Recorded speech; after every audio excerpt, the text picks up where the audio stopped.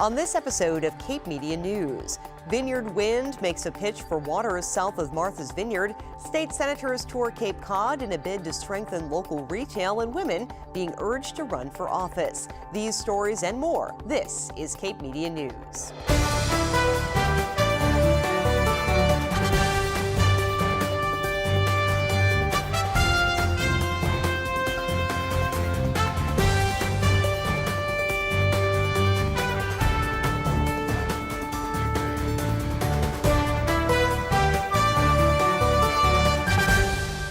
This is Cape Media News, your local authentic newscast for Cape Cod. It's January 2018, and we are so pleased to be back on the air bringing you the stories that matter to Cape Cod.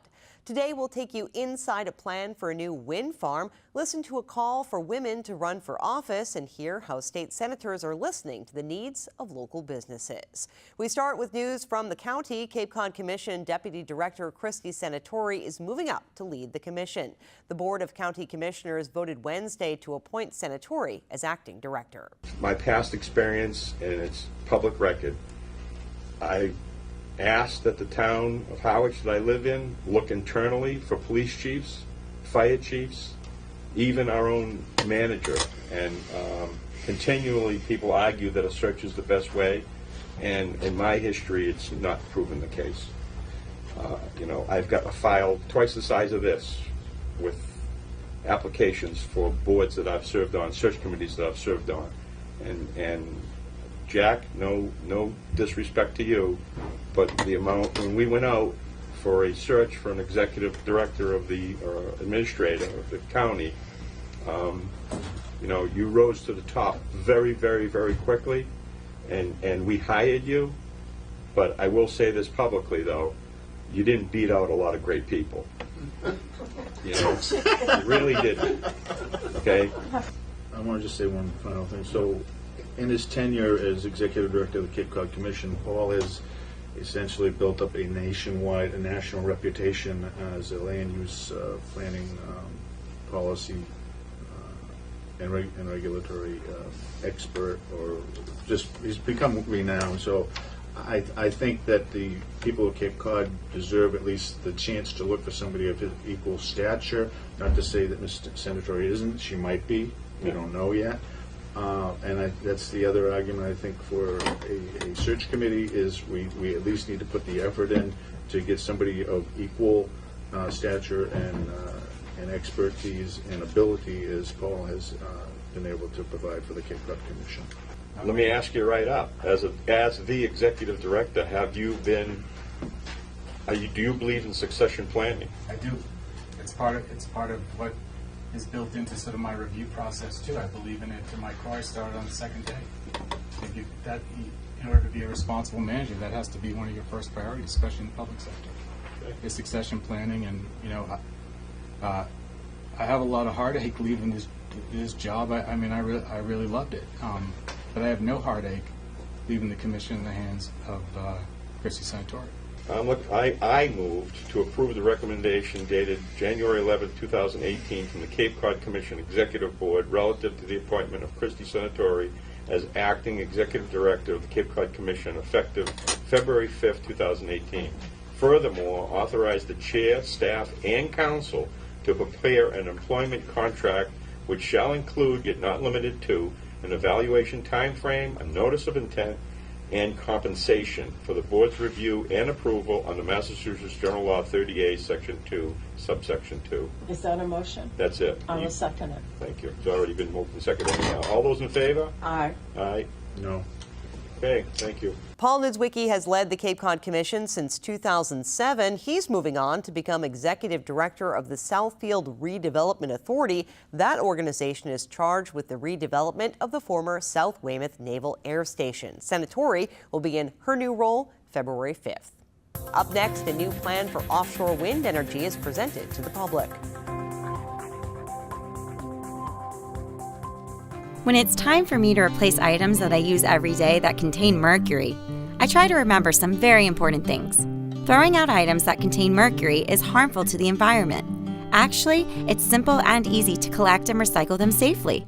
I can go online and visit mass.gov/DEP to find out a proper mercury disposal location nearest me. Such a small amount of effort really can make a huge difference. Keep mercury contained and out of our environment. Visit mass.gov/DEP for more information. Vineyard Wind is one of 3 companies that hold a federal lease on waters south of Martha's Vineyard. They hosted an open house on Monday. Residents came out to learn more about the plan to build an 800 megawatt wind farm in waters south of Cape Cod. The Cape Wind project might be dead in the water, but that doesn't mean the push to create the nation's first offshore wind farm in waters south of Cape Cod is over. Enter Vineyard Wind, a company hoping to begin construction in 2019 on an 800 megawatt wind farm 34 miles south of Cape Cod. Project managers held an informational open house Monday at the Cape Codder in Hyannis. It's an 800 megawatt offshore wind project 14 miles south of Martha's Vineyard. And we're proposing that the cables for that project come through Nantucket Sound, running in between some existing cables that serve Nantucket and Martha's Vineyard, and come ashore in either Yarmouth or Barnstable. We think the better location is in Yarmouth, and from there it would go buried the entire length to an existing substation in Barnstable to make connection to the grid. And delivering enough power to energize over 400,000 homes in Massachusetts. The landing site Vineyard Wind is eyeing for its cable connection is at the end of New Hampshire Avenue near Englewood Beach in South Yarmouth. It's highly developed. There's a paved road that goes right to the edge of the water. So basically it's pavement and then water at high tide. And so we were trying to identify a place that was highly developed, already highly impacted, so that our cable, the installation of the cable, would have minimal impacts. And that was New Hampshire Avenue fit that bill of being a very heavily disturbed area already. We understand Lewis Bay itself has a lot of issues with nutrient loading and things like that, and other issues. So we have certainly heard a concern that our cable not add to them or prevent solutions being implemented in the future. We're confident that we can do that. And residents have raised concerns about potential disturbances due to construction and have questions about the impacts of burying a cable beneath Lewis Bay. I think there will be impacts, but they'll be really in the sense of having a new clean tech industry here in the Commonwealth. And as far as the Cape itself goes, once the cable is installed, there will be some inconvenience for a short time, and when we're working our way down the road and installing the cable, just as there's inconvenience whenever there's utility road work. But once the cable is installed, the only thing you'll see is occasionally an extra manhole cover where we have an access point. Vineyard Wind is one of 3 companies that hold federal leases in waters south of the Vineyard. The company has entered a lengthy permitting process that must be complete before turbines begin to spin. We've got at least a year, probably maybe 18 months, 2 years of permitting ahead of us, and we're just a few weeks into that process, so that's what's ahead of us is that. So we have to, there'll be a federal permitting process, environmental impact statement for the project as a whole. There'll be a state process with MEPA, Massachusetts Energy Policy Act process for the cable. The cable will also be under the jurisdiction of the Energy Facility Siting Board. And we're already meeting with conservation commissions, local conservation commissions, and zoning boards about the cable, the local level. Vineyard Wind says the public will be involved every step of the way. More open house meetings and public forums are planned as the process moves forward. Local businesses face lots of competition from big box stores and online retailers. In an attempt to bolster local business, the Senate Task Force on Strengthening Local Retail is touring the Commonwealth. They stopped on Cape Cod this week.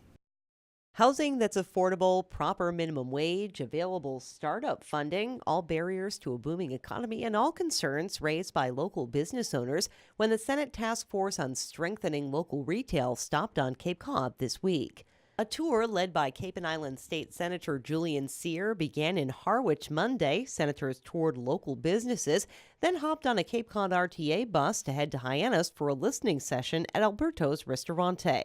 A hot topic, the gap between salary range and housing prices here on Cape Cod. Bottom line, what we've heard from almost every employer, I don't care what sector in the economy, is that the price of housing is a barrier. People can purchase and they want to purchase housing here for a second home or retirement home, and they're doing that with incomes earned elsewhere.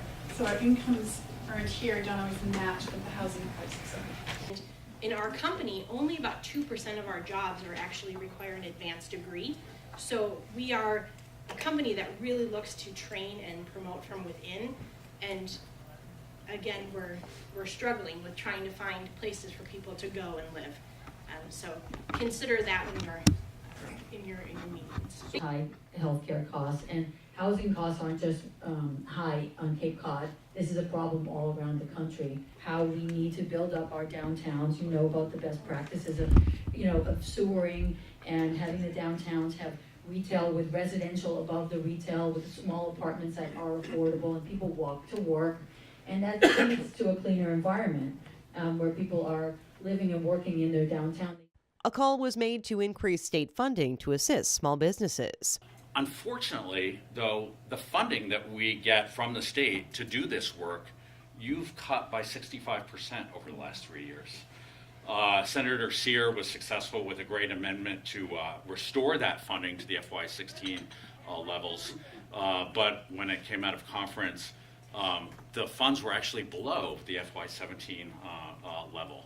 And so I really appreciate your coming here, the tremendous interest that the leadership in the Senate has in the importance of retail and our small businesses, and that's really the backbone to our local communities. But we can't provide the kind of support and help nurture those businesses without the state also giving us some resources to give those businesses a jump start. When I moved over here in '93, I had an SBA 504. The only way I was to be able to do this business is with that loan. And today, if I want to get out, I can't, because I have a lot of liability to my employees. I mean, I respect them, they've done a lot for us. But being able to sell to them would be a great thing. But they can't buy it because there's nobody making funding available for it.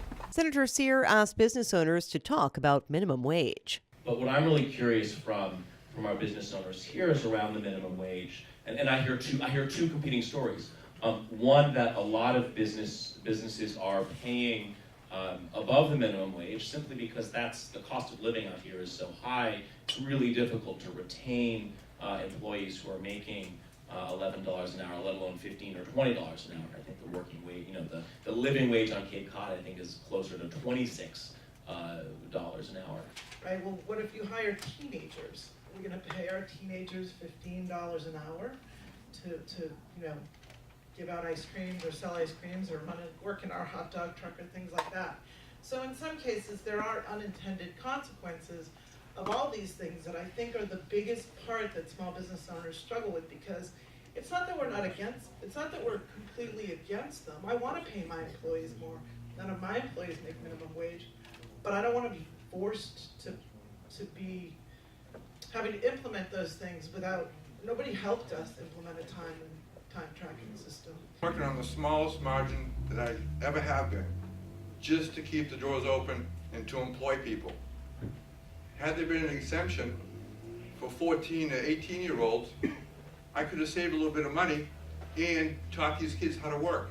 We talk about building an economy that works for everybody, because if workers don't earn enough, they don't have money to spend in retail stores.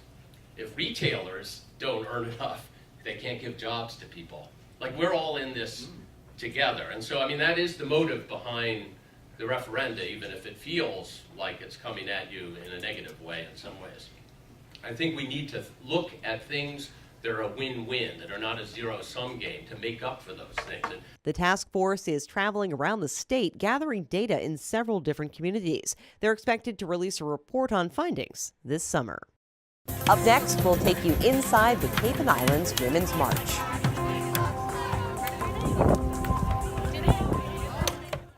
Bye, Janet. It's nice seeing you again. You look good, girl. Just let me know what I can do to help. Well, to help me, she'd have to help every day. Every hour, every ouch, every time my wife calls for help. I mean, maybe she could help me make her lunch. But the crust, all the crust has to be cut off the corners. She could help me run to the doctor for the 5th time this week. Help me with the specialist and the second opinions and the painful paperwork about paperwork. Help me deal with how hard it is seeing my wife's name on so much paperwork. But this is on me. I'm the only one who can do this, like this, for her. Besides, Take care. we will. Janet doesn't like her cooking anyway. Find support for your strength. Visit aarp.org/caregiving for care guides and community. Well, there's no doubt we're in the midst of some troubled political times, and local women are being asked to step up and serve in order to make change in all levels of our government. Cape Media News was at the Cape and Islands Women's March, where local leaders made the call to Cape Cod women to become more involved.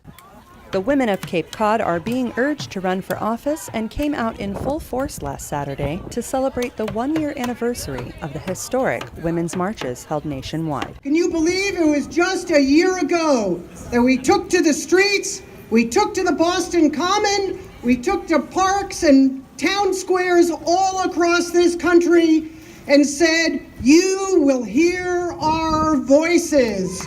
Speakers emphasized unity, organization, and perseverance. This isn't a women's issue or a man's issue. It isn't a brown issue or a white issue. It isn't a middle class issue or a working class issue. It's all our issue. Cape and Islands State Senator Julian Cyr spoke in solidarity with the women of Cape Cod, urging them to get involved in all areas of politics, from school board to state house. We need women like you now more than ever. And I have an ask. It's both a simple plea, but it's kind of a big ask. It's a little scary. I'm asking you to run. We need women like you now more than ever. We need women like you on our boards and committees in all of our towns to shake things up. We need women like you to roll up their sleeves, to reject the tired old politics of division and discord, and roll up your sleeves and our sleeves to move forward on common sense issues. State Representative Sarah Peake encouraged women to get to work. We have a job to do. Start by getting people elected who share our values. That means right now. The 2018 elections are right around the corner. The idea of running for office can be daunting, but an upcoming candidate training aims to provide women with the tools they need to win at the polls. Senator Cyr spoke with us about the training being held this Saturday at the Cape Cod Community Media Center in Dennisport. So the tools are everything from, how do you build your narrative and build your candidacy, knocking doors, making calls, kind of the mathematics that goes into figuring out what it takes to win. And then also just having real conversations with people about what it means. I mean, it's a pretty terrifying thing to put yourself out there and run for office. People need support often to do that. That support will be provided this Saturday at the 2nd annual Cape Cod Grassroots Training, held at the Cape Cod Community Media Center on Shadhole Road in Dennisport from 10 a.m. to 5 p.m. After the centuries and decades of not being allowed a seat at the table, I would say here in 2018, we are ready to hit the ground running. Reporting for Cape Media News, I'm Gabrielle Rawson. And again, that candidate training takes place this Saturday, January 27th from 10 to 5, right here at the Cape Cod Community Media Center, 17 Shadhole Road in Dennisport. Visit capemedia.org and click on Cape Media News to learn more. Well, why would you want to jump in the water in February? To help homeless animals, of course. Mary Sarah Fairweather of the Cape Cod MSPCA joined me in studio this week to talk about the Super Bowl Sunday polar plunge that's becoming a Cape Cod tradition. Good news that the New England Patriots are heading back to the Super Bowl. Oh, so it was like a nail-biter towards the end, but Tom Brady always he does it every time. He's amazing. So we're excited about that, but even more excited about the polar plunge that's happening on that same day. So tell me a little bit about the polar plunge, how people can participate, and what you're hoping to accomplish with that. So this is our 4th annual Super Bowl Sunday Polar Bear Plunge. It's become a thing, and we're really excited about it. We looked at the long-range forecast. It should be above 32 degrees, so that's warm. But it will take place on Sunday, February 4th at high noon at Craigville Beach, and we'll dunk in the water. Now, to be a true polar bear, you have to submerge. Okay. Fully. Head and in everything? a bathing suit, Oh yes. my. No wetsuits or anything like that? Wetsuits, yeah, it's, Okay. it's frowned upon. Oh, really? No, people can wear whatever they wish. In No fact, skinny dipping, though, right? Please, no, not for this event. But we do have people that go in costumes, and we've got prizes for people that have traveled the longest distance, people that have the most creative outfits. We've got prizes for people who've raised the most money. People can form teams or just plunge on their own, or they can be bench warmers and still raise money, and they can sign up right online at MSPCA/polar bear. And anybody that raises $50 or more gets a really cool polar bear plunge long sleeve shirt, and on one of the arms it says plunge and thaw. So I love it. So that's pretty cool. Great. And so just a little quick dip into Craigville Beach on Super Bowl Little Sunday. quick, yep. And then we come out, we warm up, and we go straight to the Barnstable Tavern for complimentary food and a cash bar. And we're hoping to raise over $30,000. We're very proud to say that Sarah Coles is our chairman of the event. Sarah is a very active volunteer and supporter, so we're very proud to have her on the team. Excellent. And again, if people want to sign up, can they do it that day, or are you Yes. encouraging people to do it beforehand? Either way, it's fine. But we'll be there. I'm definitely going in, and you can come down too. Great. Hey.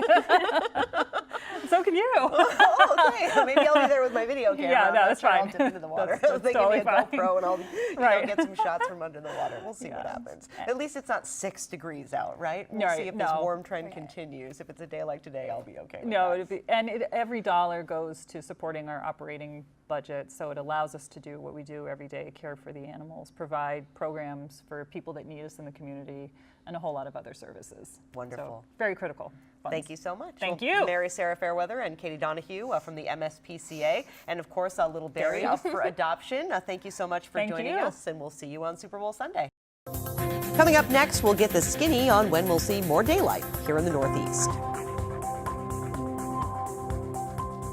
You made this vacation happen, cleverly merging promotions. Double points with every purchase. And cross-referencing travel sites. Aloha! If you can ace your vacation, you can do it for retirement. Get on track with tips at aceyourretirement.org. Well, you may have noticed the days getting longer. This anchor, who gets up early in the morning, has been enjoying the early sunrises. In fact, since the beginning of the month, we've gained 37 minutes of daylight. The sun rose this morning at 6:58. It'll set at 4:49, giving us 9 hours and 50 minutes of daylight. We'll have 10 hours of sun by month's end. And that brings another episode of Cape Media News to a close. Watch us every Friday at 5:30 on Cape Media Channel 99. Stay up to date with our local, authentic Cape Cod news stories online at capemedia.org. If you've got a news tip or a story idea, you can email news@capemedia.org. For Cape Media News, I'm Sarah Colvin.